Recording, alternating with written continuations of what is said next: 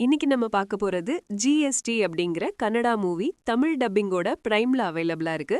GST அப்படின்னா cost in trouble அப்படிங்கிற மாதிரியான எக்ஸ்பான்ஷன் கொடுக்குறாங்க.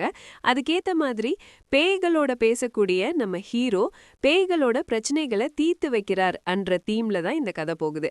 ஆக்சுவலா நம்ம ஹீரோவை பொறுத்த வரைக்கும் ஒரு அன்லக்கியஸ்ட் பர்சனா தான் அவரோட வாழ்க்கை முழுக்கவே இருக்காரு.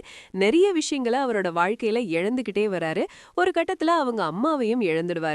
அவங்க அப்பா கடுப்பாகி நீ போய் சாவு அப்படின்றாரு. அதுக்காக நம்ம ஹீரோ தற்கொலை பண்ணிக்க ட்ரை பண்றாரு. ஆனா அவரால தற்கொலை பண்ண முடியல. ஏதோ ஒரு ஃபோர்ஸ் தடுக்குது. அது என்ன ஃபோர்ஸ் அப்படின்னா ஒரு 5 பேய்களை காட்டுறாங்க. இந்த 5 பேய்கள் எதனால இறந்து போனாங்க, இவங்க வாழ்க்கையில நடந்த சம்பவங்கள் என்ன, அண்ட் இவங்களோட வாழ்க்கையில ஹீரோ என்ன மாற்றத்தை உண்டாக்குறாரு, அண்ட் ஹீரோ வாழ்க்கையில இவங்க என்ன மாற்றத்தை உருவாக்குறாங்கன்ற மாதிரியான ஒரு கதை தான் இந்த கதை. என்னடா இந்த படத்தோட கதையை பார்க்கும்போது ஏதோ மலிவு விலையில எடுத்த மாஸ் படம் மாதிரி இருக்கே அப்படின்னு நீங்க யோசிக்கலாம்.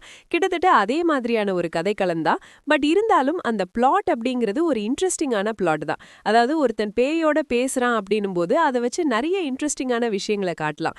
ஏதாவது காட்டியிருக்காங்களா அப்படின்னு கேட்டிங்கன்னா சுத்தமா காட்டவே இல்லை அப்படின்னே சொல்லலாம். அதுலயும் ஃபர்ஸ்ட் திங் நம்ம ஹீரோவோட லைஃபை காட்டுற மாதிரி காட்டுவாங்க. அந்த போர்ஷன்ஸ் ஓகே, இனிஷியலா எனக்கு ஓகேவா இருந்துச்சு. அதுக்கப்புறமேட்டு அந்த பேய்கள் எதனால இறந்து போனாங்க அப்படிங்கிற மாதிரி அந்த பேக் ஸ்டோரி காட்டுவாங்க. அதுல ஒண்ணு கூட இம்பாக்ட்ஃபுல்லா இல்ல அப்படின்னே சொல்லலாம். பயங்கர ஆர்டிஃபிஷியலா எடுத்து வச்சிருந்தாங்க. அதுக்கப்புறம் அந்த பேய்கள் நம்ம ஹீரோவோட லைஃப்ல மாற்றங்களை உண்டாக்குறேன் அப்படிங்கிற மாதிரி சில விஷயங்கள் பண்ணும். அதெல்லாம் அதை விட சூர மொக்கையா இருந்துச்சு அப்படின்னே சொல்லலாம்.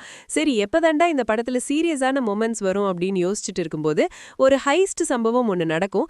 அந்த சம்பவத்தை பேய்களை வச்சு பிளான் பண்ணுவாங்க. சரி, இதுல ஏதோ ஒரு இன்ட்ரெஸ்டிங்கான விஷயம் காட்டுவாங்க அப்படின்னு பார்த்தா அதுலயும் காமெடி பண்றேன் அப்படிங்கிற பேர்ல கொலையா கொன்னு எடுத்தாங்க அப்படின்னே சொல்லலாம். ஓவரால் என்ன பொறுத்த வரைக்கும் ஒரு நல்ல பிளாட், பட் சுத்தமா இன்ட்ரெஸ்டிங்கான சீக்வன்சஸ் இல்லாத ஒரு படம். என்ன பொறுத்த வரைக்கும் ஸ்கிப் அப்படின்னு தான் சொல்லுவேன். என்னோட ரேட்டிங் 2 out of 5. அடல்ட் கண்டென்ட்டை பொறுத்த வரைக்கும் மைல்டா ஒரு இன்டிமேட் சாங் ஒன்று வரும். மற்றபடி பார்க்கலாம். இந்த மூவி ரிவ்யூ பிடிச்சிருந்தா ஒரு லைக் பண்ணுங்க. உங்க கருத்துக்களை கீழே கமெண்ட் பண்ணுங்க. இன்னும் மூவி ஸ்டுடியோ ஃபிலிம் சேனலை சப்ஸ்கிரைப் பண்ணலையா? உடனே சப்ஸ்கிரைப் பண்ணுங்க. அடுத்த ரிவ்யூவில் சந்திப்போம்.